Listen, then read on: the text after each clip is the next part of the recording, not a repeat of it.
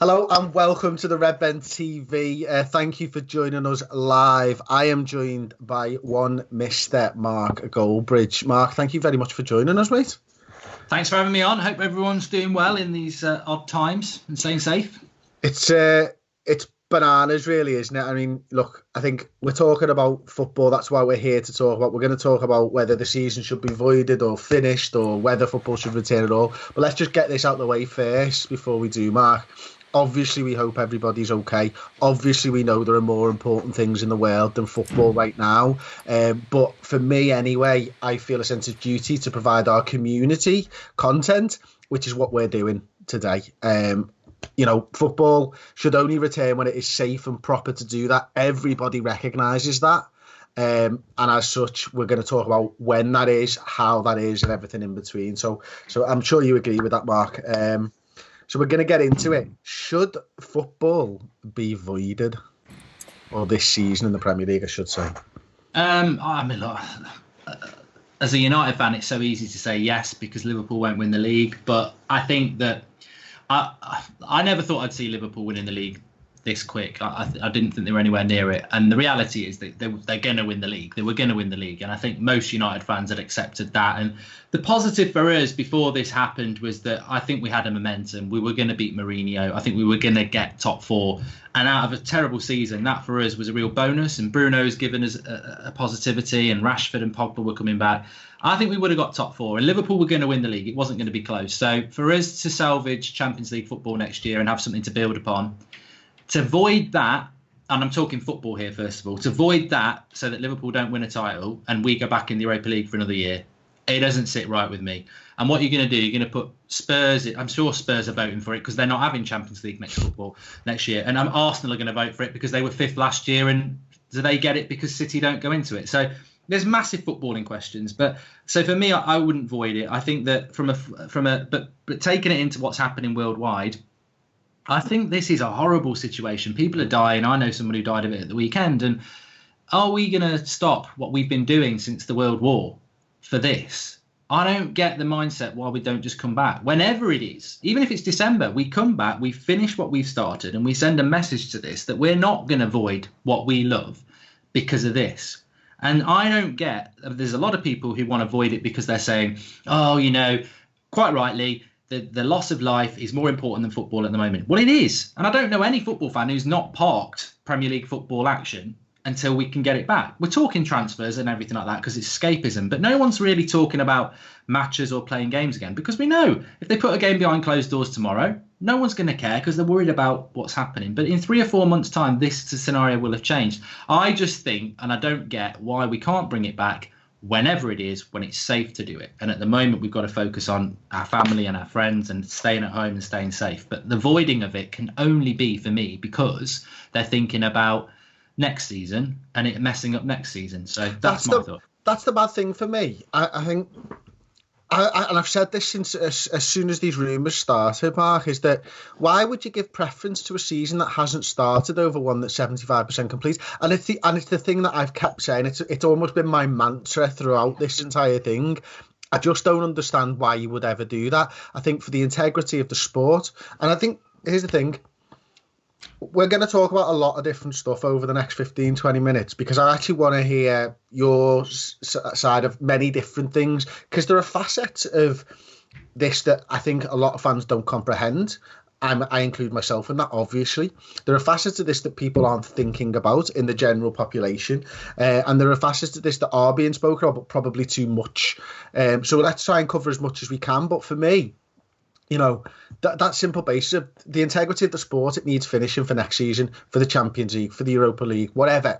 And those competitions have got their own fucking problems, by the way. Like, how can you have an intercontinental competition this season? Not sure. Is there a one-size-fits-all for every league in the world? No, there can't be. It just doesn't work like that. We're all on different timescales.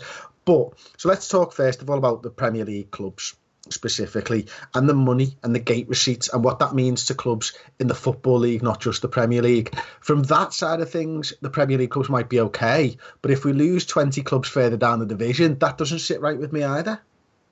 Yeah, I think that I saw something today that the Belgian league avoided it, and someone was saying, yeah, we need to follow in that path. I think it was Ollie Holt, and I was like, I thought they'd finished it. Well, they've only got one game. I thought they gave the title to the guys who were top. Yeah, I think in the Belgian league, they had one game left of the league and then they have a playoff system. So the relegation teams were going to get relegated anyway. The team that was going to win it was going to win it anyway. So it's like that's not the same as the Premier League. And I think we'll have to be guided. I think if a Serie A or a Bundesliga avoids it, then there's going to be serious questions to be asked about the Premier League. But at the moment, I think hopefully everyone is sticking all together. The financial pyramid's really interesting. I think it's going to have a massive impact on the transfer market. And I think also, you're right, how many clubs are going to survive in this new world? Hopefully most of them, but a lot of it will depend on how long this lasts. I mean, I describe this to my kids and everybody as a pause button, because I know people who run pubs and stuff, and like they're worried. But I think it is a pause button that hopefully when we hit play again, it's not like a financial crisis where, you know, it's because of the banks or anything like that. It is because we've all got to stay in. So hopefully people can survive long enough so that we hit the play button. And my love of sport is only enhanced because of this. I mean, I'd happily watch Friday night football, Norwich against Brighton now, because it's just made me appreciate how much I love football. I was there the other night and I was watching a virtual Grand Prix from Bahrain. So it was a computer generated Grand Prix with like Johnny Herbert was in there. I watched the fucking build up. I watched everything. I watched the qualifying. I watched the build up. I was watching this terribly produced show, although it was quite well produced at the same time. I watched the whole fucking thing because I had no sport in my life and I needed something. I'll be watching the virtual Grand National tomorrow. I'll be having a little flutter on the virtual Grand National because I need sport in my life. Nothing else cuts the mustard. Let's talk about something that's become more prevalent over the last couple of days then, with regards the season and it ending. Have you done any research into like the contracts of football players, and do you understand the ramifications of what extending the season might do to those? No, I haven't.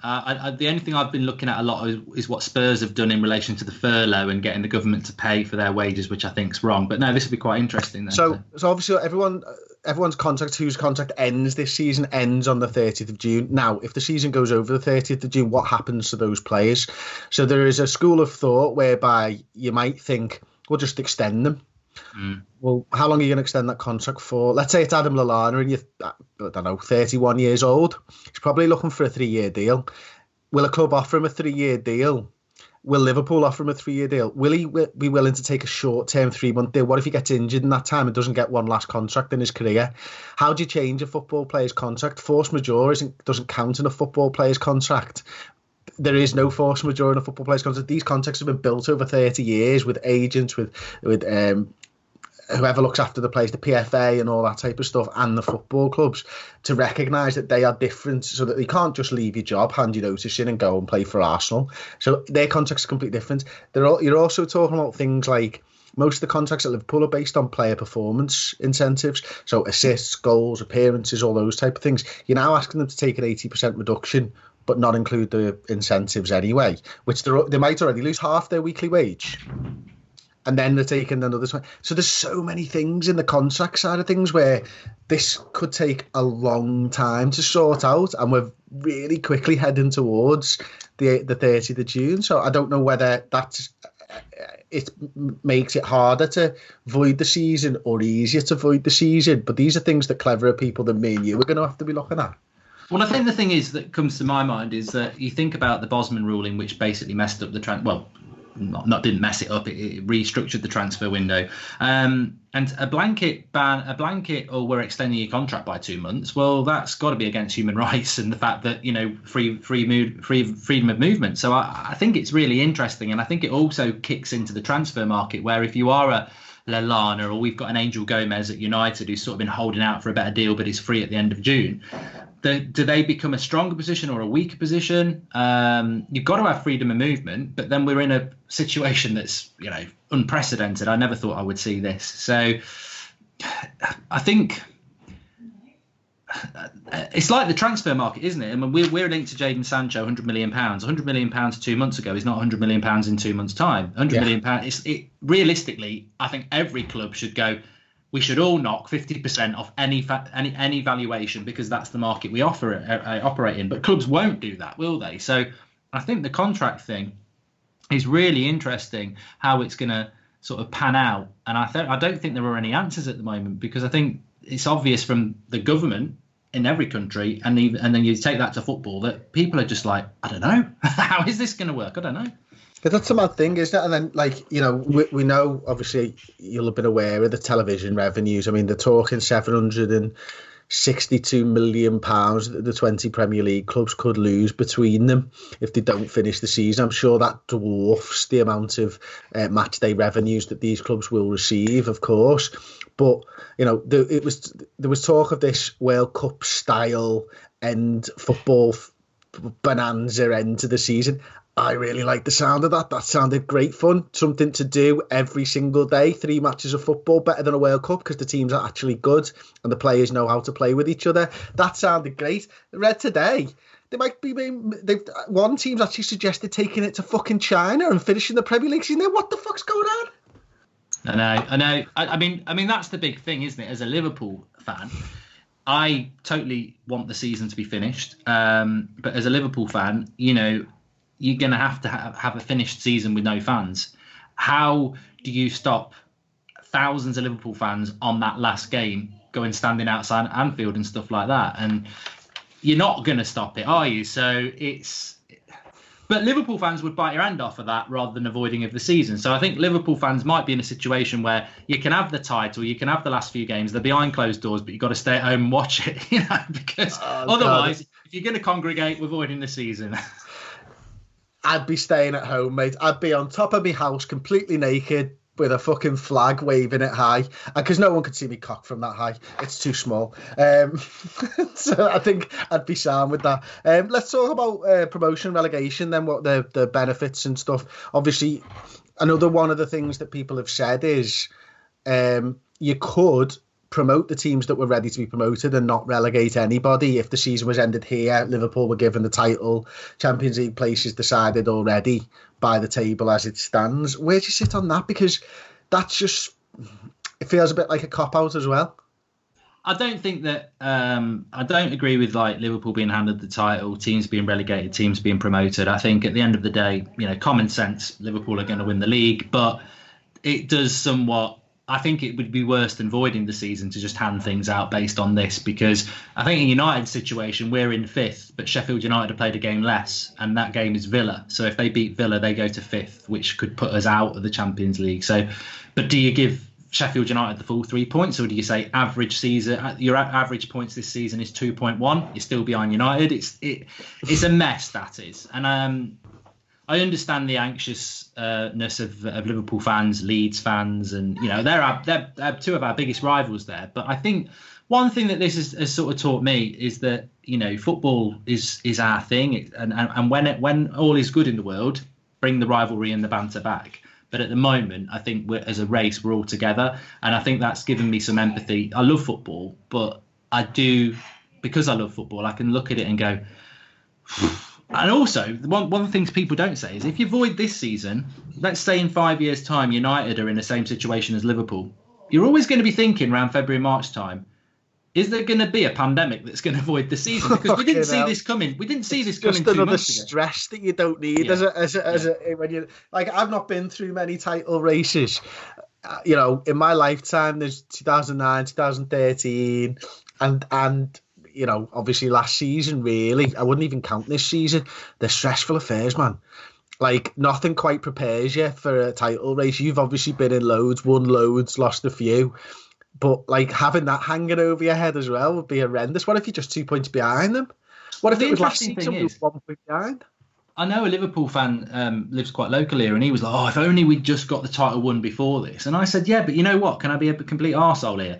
Technically, you still shouldn't win the league. He was like, what are you on about? We would have won it. I said, no, but the league is finished when 38 games are done. And technically, you have won the league. But if the league doesn't finish, I don't think you'd win the league.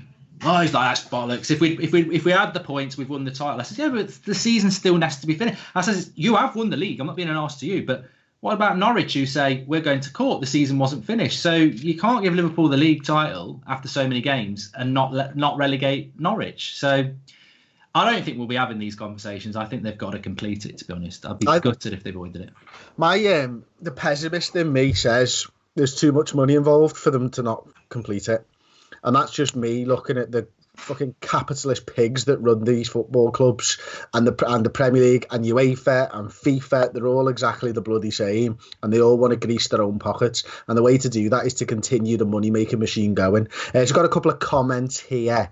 The first one is actually by Stan Kask, who says, and I want your opinion on this one, Mark. Finish if possible, but if not, void. If they hand us the title without finishing, Everton and Man United fans will never let us forget that. Will you? Is there always going to be an asterisk by the title if they hand it to us? Oh, 100%, because I think that's the brilliance of football, isn't it? And whether people mean it or not, I was talking to Robbie the other day from AFTV, and he was on about his Invincibles, and I was like, yeah, but this Liverpool team's better than your Invincibles. Oh, but they've not won it. They've not done the Invincibles, and it's like, I'm like that's his weakness. There you go, every single time. So yeah, of course you'd say Liverpool fans, yeah, but you didn't really win it, and then they're going to go, yeah, but we were so far ahead. Yeah, that's your weak spot. So yeah, of course you're going to get bantered if you get handed it. Yeah, it's just the way football fans work, and United fans get bantered about a lot of things as well. So that would happen 100%. Okay, David Prendergast says the situation could drag on another year yet anyway. We might not be able to resume footy with fans until next March, so just finish it then if need be. 21-22 start on time. Oh, the 21-22 season should start on time. Wow, you're talking about missing an entire season. I'd rather miss it. You just don't know when it's going to be finished, do you, Mark? And clearly 2021 is going to be impacted in some way, shape or form.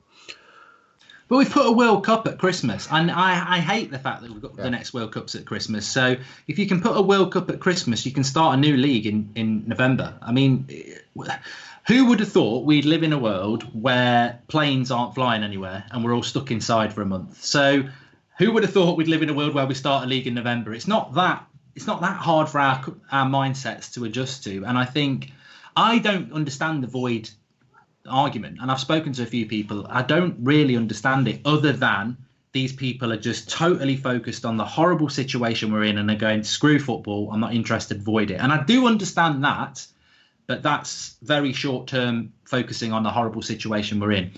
You don't need to do that. It's a Piers Morgan mentality, who just, I'm the people's PM, let's do this, let's do that. But actually you're not looking at about, we will come out of this, we will get things back we want, and let's have those to look forward to. And I don't see why you can't finish a 9-game season before you start another one. The players have never had a break this big. Like in the summer, if they'd gone to the Euros, you might have got 3 weeks off. They basically got 2 months sat on their arse at home. They've never had this in their career, so they're ready to go. You can finish one season and start another.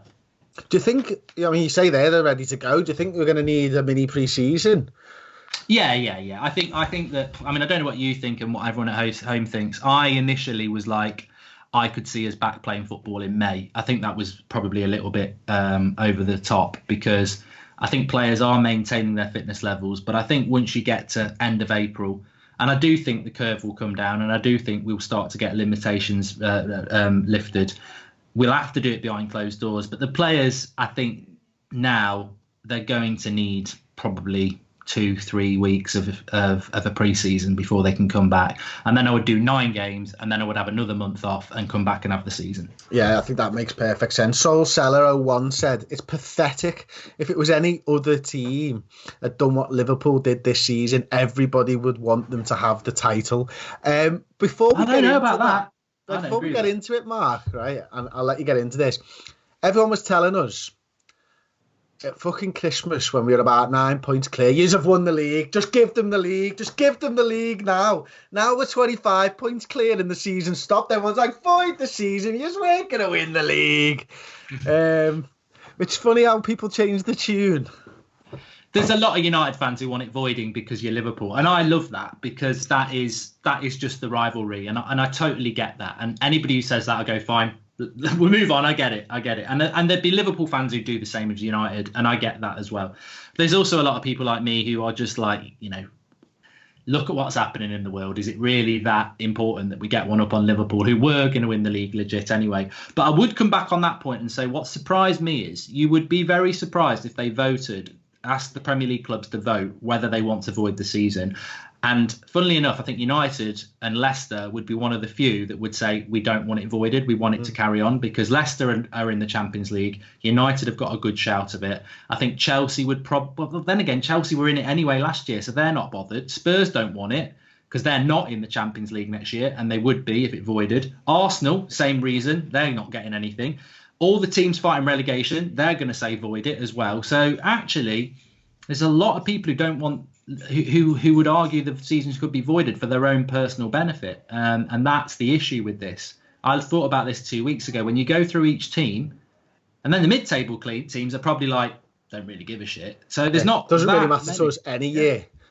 We just sit mid-table doing fuck all. I don't even know why you could be a fan of one of those teams. I'd rather get relegated than just sit in the middle and then come up. At least you get the excitement of winning a few games in the Championship for a year. Anyway, Kieran Wallace has said, how can Premier League players sleep at night knowing they're still earning millions and NHS workers are saving lives and can't afford bills? This is a bit of a mad thing, this, Kieran, because for me, this may not be right, and I am talking directly to you now, Kieran, but I think a lot of this has come out from the Matt Hancock stuff from yesterday's briefing, where he kind of throws shade on Premier League footballers, and I'm not into that. There's loads of people in this country who earn more than Premier League footballers even. And we don't know if the Premier League footballers and the PFA are working something together where they could actually give some of their money. So I think Matt Hancock's deflecting there personally, and I don't like the idea that they earn money so they should just give it all away. The owner of Bet365, that Ms. Coates or something like that, I think her name is, she paid herself £217 million last year or 2 years ago. You know, that was her wage, £217 million. No one's on her arse about it. Exactly. And I think, look, there's some breaking news that United players are going to pay 30% of their wage on a proviso that it goes to Manchester hospitals. And I think that's the dangerous thing. If you take money off footballers, where's it going to go? Because I don't want it going into United and the Glazers. So I think footballers have got to, maybe on a club by club basis, say, look, we are going to take a collective collection from our wages and it's going to this charity. And I think that will happen, because I think footballers will do it because they want to do it, but also from a PR point of view. But my daughter said this to me loads of times. Why is this now relevant now? That, you know, what NHS workers get compared to footballers is immoral anyway. But the problem is you ain't got 70,000 United fans or however many thousand Liverpool fans queuing up to watch open heart surgery of a doctor. The reality is there's a load of money in football because we love football, and that's why there's a load of money. And who do you want that money to go to? Your owners or your players? There's a massive amount in it because we pay a lot for the football that we love. Yeah, one guy talking about this, actually, Steve Rostow, says, hey guys, I have BT Sport and don't think I'm alone when I say I don't like paying for something I'm not getting. What should I do? Any ideas? YNWA? I don't have BT Sport, so, but I think I'm right in saying that they're giving you a month back if you apply for it online anyway. I think I'm right in saying that. You can suspend Sky, I know that. You can suspend your season, can't you, for a bit? Sky Sports. Little yellow card in there. Yeah. Right up to your Sky box. Oh, nothing gets done like VAR, like you though, Mark. That might be the greatest thing the internet's ever given us, you know. What, the line, over the line? Yeah, I mean... Even I find that funny, I've got to say. Most of them I find cringy, but... That was just fucking brilliant. It was the setup. It had everything. A great narrative, a great ending, great storytellers, and a hero / villain in the midst of the story. Just some of the best. Genuinely, I think that might be the best thing the internet ever offered us up. So one more comment before we call it a day. Stephen Somerville, Blue Super Chat, thank you very much. Which United versus Liverpool game stands out for you?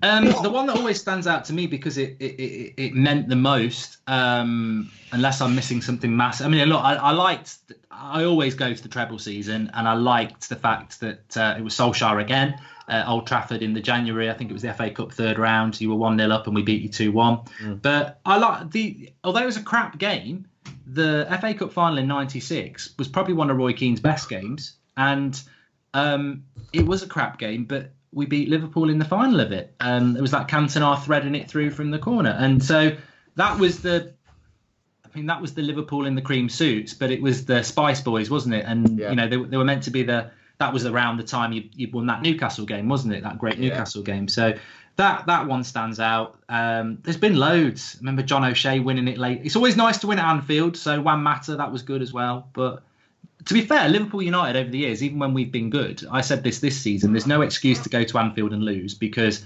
Liverpool used to come to Old Trafford and beat us when we were miles better. So it is a derby that's not a derby. So there's been loads again, and you always enjoy all of them. So one that stands out is quite difficult. Any win's a good win. Yeah, I think obviously there's a cup final in there that's always forgotten by Liverpool fans. The 96 one hurts like hell, because I think I was 14 at the time of that one, and that's when you're so into football. And I'd obviously seen my brother as an Everton fan. I'd seen them go and lift the trophy the year before. So for us to get there, I'm like, I'm going to rub it in his face, we're going to win it. And then you do that to us. For me, there's two. I mean, the 4-1, Torres Vidic. Yeah.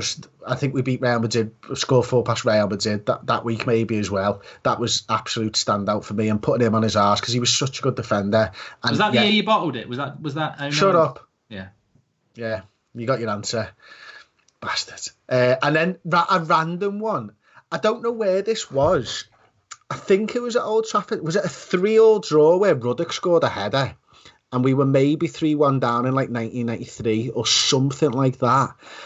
And I know the game, yeah. I can't remember the year, yeah. It was something like that. I remember just being with my dad and all of our friends, and it was on Sky, because Sky was a new thing at the time. And I just remember that game, and I think we'd come from behind to get a 3-3 draw against you. And I don't know why it was a draw, but the question was what stands out, and for some reason that game does. Was that the one where he was, after the goal, he was running around like he'd headed a concrete ball instead of a normal ball? He was all over the place. Yeah. Something like that. Well, there you go. I think I've really enjoyed that, Mark. Thank you for jumping on with us. I really appreciate your time on this wonderful Friday afternoon. I'm pretty certain you didn't have much on because, we're all just stuck in at the moment. No, I've enjoyed it. It's been good. How's the channel going since everything's gone a bit nuts?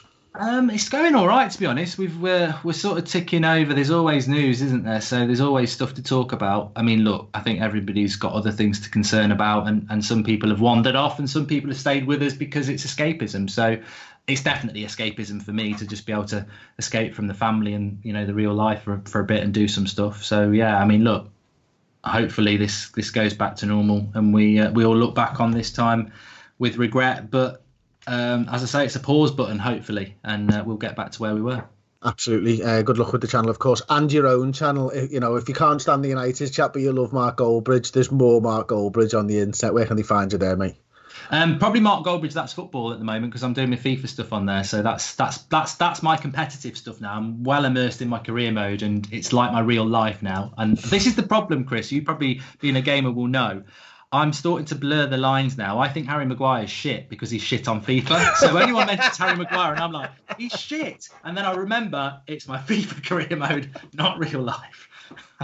We'll go over and check out Mark Goldbridge. That's football. Thank you very much for joining. Don't forget to hit that like button and get over to the redmentv.com. We've got a massive interview dropping 7:30 Monday. That is all I'm going to say. Start your free trial now, 30 days for free, then £5 a month thereafter. Thanks for joining us. I'll see you next time. Ta-ra.